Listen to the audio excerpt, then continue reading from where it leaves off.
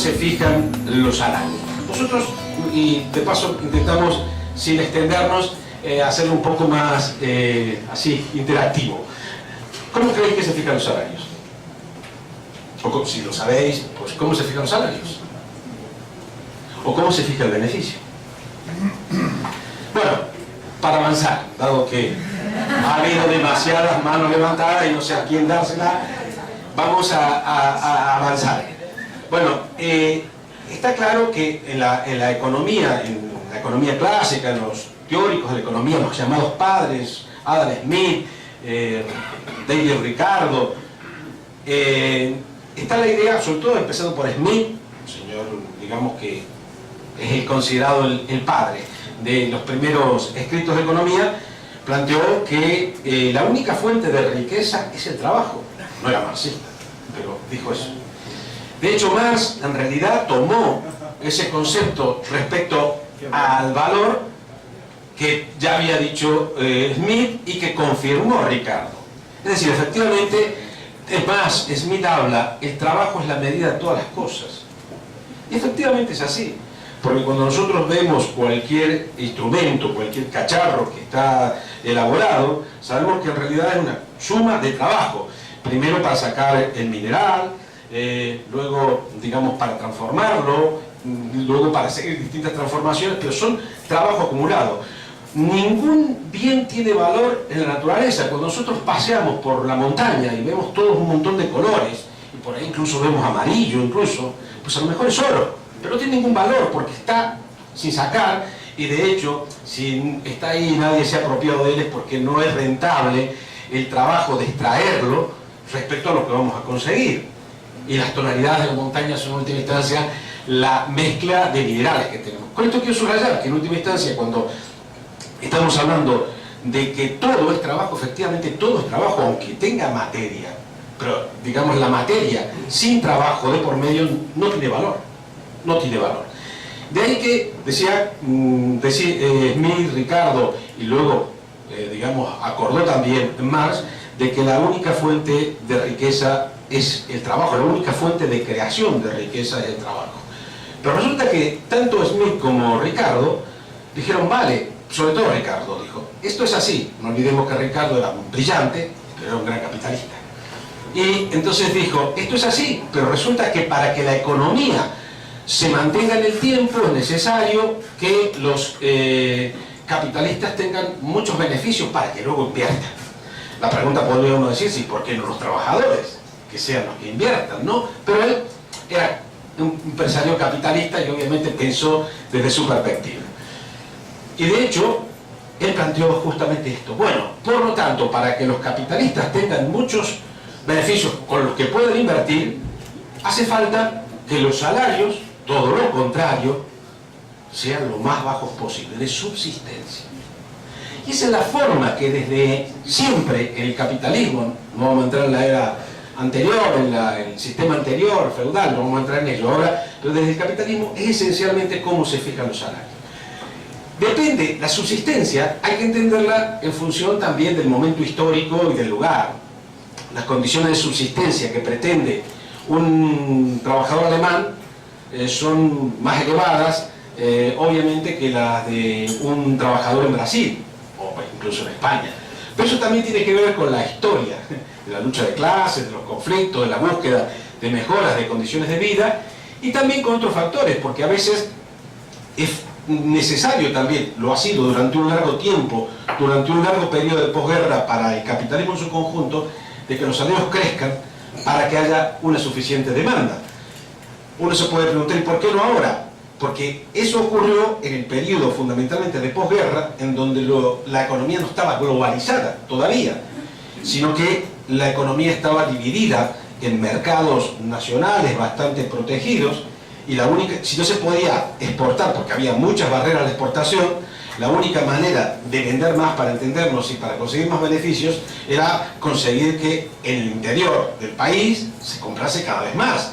Y eso requería de que hubiese una permanente mejora de las condiciones de los trabajadores para que puedan consumir más. Pero claro, para que eso fuese compatible con los mejores beneficios, los trabajadores tenían que producir cada vez más, lo que se llama productividad por hora, digamos, es decir, en una hora tenían que producir más. Entonces, para eso sirvió todo el sistema de organización que se forjó desde principios del siglo XX, que es lo que hemos llamado Fordismo, que está asociado a la cadena de montaje de la Ford, en donde los trabajadores cada vez más están presionados militarmente para producir más en menos tiempo, pero por otra parte también los sindicatos, y esto no es una referencia concreta a un sindicato concreto en el mundo capitalista, hicieron de contraparte del capital, negociando esas condiciones en donde de alguna manera decimos, bueno, ¿cómo nos distribuimos las mejoras de productividad?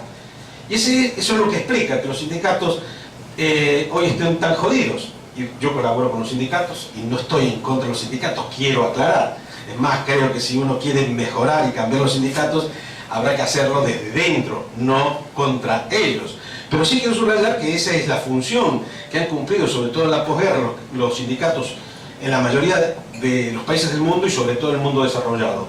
Negociar cómo se reparten los incrementos de productividad y, por qué no decirlo, en algunos lugares que una de esas partes también se reparte entre la burocracia sindical. No digo corrompiéndola, pero en condiciones de vida, porque las cosas hay que decirlas como son, porque si no, no avanzamos. En esto creo que estamos ahora intentando cambiar. Quiero decir que en última instancia también habrá que pensar de que efectivamente el 15M tiene que llegar a todas las organizaciones, incluidas las nuestras, ¿no? Incluido las nuestras. Yo creo que sobre esas cuestiones habrá que reflexionar.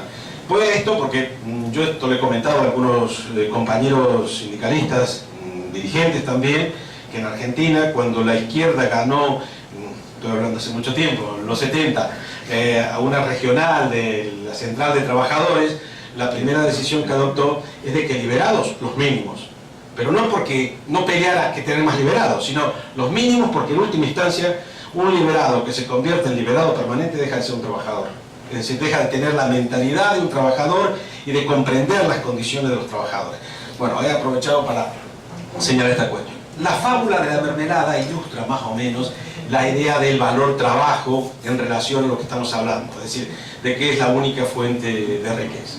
Si nosotros nos situamos en un momento del tiempo, digamos, indefinido, pero primitivo, nos imaginamos un momento en donde hacemos simplificaciones para ilustrar, ¿no? Y nos imaginamos un momento en el cual todavía todo estaba disponible para todos, la naturaleza, y nos imaginamos a Pedro, que resulta que es capaz, de pronto coge una manzana que se había caído, ni siquiera se toma el trabajo de cogerla, pero se había caído, y coge otras, y de pronto, pues no sé, se le derriten por el calor y de pronto se da cuenta que puede hacer una mermelada, digamos, simplificando la cosa de una manera burda, y de pronto se da cuenta de que esto gusta y de que se lo puede ofrecer a los que le rodean, y que lo puede hacer a cambio de alguna retribución, de una unidad de cuenta que no sabemos cómo se llamaba, pero era de esa época remota, y que entonces luego de trabajar 8 horas diarias que le parecían suficientes, pues lograba hacer 8 botes de mermelada y venderlos a una unidad de cuenta al día, a cada bote. Con lo cual, al día, conseguía 8 unidades de cuenta. Bueno, nos imaginamos que de pronto Lucía, una compañera que de pronto, cruzando por un sitio donde no pasaba habitualmente nadie, observa que hay pues unas cosas que tienen forma de cuenco que brillan mucho, y se le ocurría que eso podía acelerar el proceso de cocción de la mermelada. Y le propone a Pedro que compartan, digamos, actividad, y le da a elegir una de dos: o somos socios, o te lo vendo, o tú trabajas para mí. La pregunta es, en cualquiera de estas opciones, si resulta que de la utilización del cuenco lo que se puede conseguir es duplicar la producción, que pasar de producir 8 en 8 horas diarias a producir 16, y por tanto obtener 16 unidades de cuenta, 16, llamémosle, protoeuros, esos 16, ¿cómo se reparten? ¿Cuál es la lógica de cómo se reparten? Dicho de otra manera más fácil, ¿a cuánto estará Pedro dispuesto a pagarle si se lo compra? O aceptar como sueldo si acepta ser un asalariado de Lucía. Creo que es fácil de deducir de que si él, trabajando 8 horas, obtenía 8 protoeuros, pues no estará dispuesto a trabajar 8 horas por menos de 8 protoeuros. Diría que incluso para que tenga algún incentivo, tendría que ganar pues algo más, 8,10, 8,50, no lo sé, pero algo más de 8. ¿A dónde nos lleva esto? Que sea que Lucía se convierta en la capitalista, esto es verdad, las primeras capitalistas fueron mujeres, esto es una broma que me permití para tratar de compensar lo anterior, ¿no? Porque si no me quedaba un poco incómodo. Decía, a pesar de que digamos, pudieran plantearse distintas opciones, vamos a imaginarnos de que realmente la que se está discutiendo es si Lucía va a ser empresaria que contrata a Pedro, que trabaja por un salario. Bueno, Pedro no va a trabajar, es el que conoce el proceso de producción de la mermelada. No va a trabajar por unos 8 euros. Dicho de otra manera, nunca Lucía, en estas condiciones, va a cobrar más de 8. Es decir, normalmente lo lógico sería que Pedro cobre algo más de 8, digamos, teniendo en cuenta que se ha duplicado la producción y que ahora se cobran 16 unidades, y que Lucía cobre algo menos de lo que hay entre el 8 y algo, supongamos 8,50, y los 16. Es decir, Lucía nunca cobraría más de 7,50. ¿A dónde quiero llegar?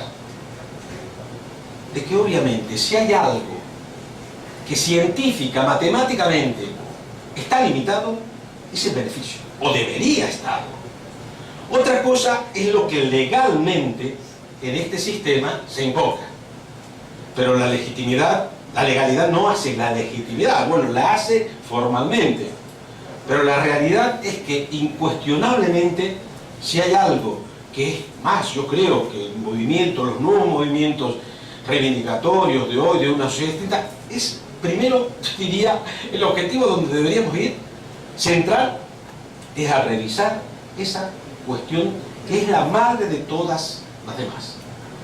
Ahí empieza todo, empieza la apropiación indebida del beneficio, empieza la enajenación, pues estudiada muy detenidamente en todo sentido, porque el trabajador es contratado por un salario que está fijado en que coma y que pueda alimentar a sus hijos para que mañana haya también mano de obra. Pero no está fijado el salario en función del valor que crea el trabajador. Nadie entra a trabajar en función de la riqueza que va a crear. Incluso hay ejemplos tremendos, bueno, tremendos, muy fuertes, ¿no? El señor Bill Gates, que es ahora el segundo más rico del mundo, se enriqueció, digamos, ¿cómo? Pues por eso, por ser un capitalista que tenía un asalariado al que de alguna manera podía someter. Porque ¿qué fue la aportación brillante de Gates? Tener un amigo en IBM. Porque ¿qué es el que le pidió que elaborara un sistema operativo, el DOS, aquel famoso que quienes han trabajado desde temprano con la informática era un horror? Pero en todo caso, IBM, que quería sacar el ordenador y necesitaba lo que ahora es el Windows, digamos, pero que era el DOS entonces, pues le pidió, oye, necesito para 15 días uno. Y él tenía un tío que sabía hacerlo, mal, pero sabía hacerlo.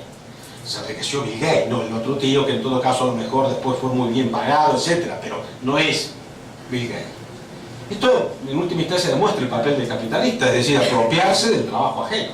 Y eso es lo que ocurre sistemáticamente, es decir, que los salarios se fijan en función de la subsistencia y el beneficio se fija siempre en función de que mientras más bajos sean los salarios, más alto será el beneficio, porque al final el valor creado es uno solo. Es decir, el valor creado quiero decir, es un valor concreto. A partir de ahí, mientras más bajitos sean los salarios, más altos serán los beneficios. Está claro que esto de cuán altos son los beneficios depende en última instancia de donde estemos, del grado de conciencia social, de que por lo menos los salarios deberían ser suficientes para una vida digna o no. Esto es el reparto en el mundo, ¿no? Por eso en Suecia los salarios tienen un nivel, en Alemania tienen otro, en España otro, en Brasil otro y en África otro, por decir, digamos, niveles, ¿no?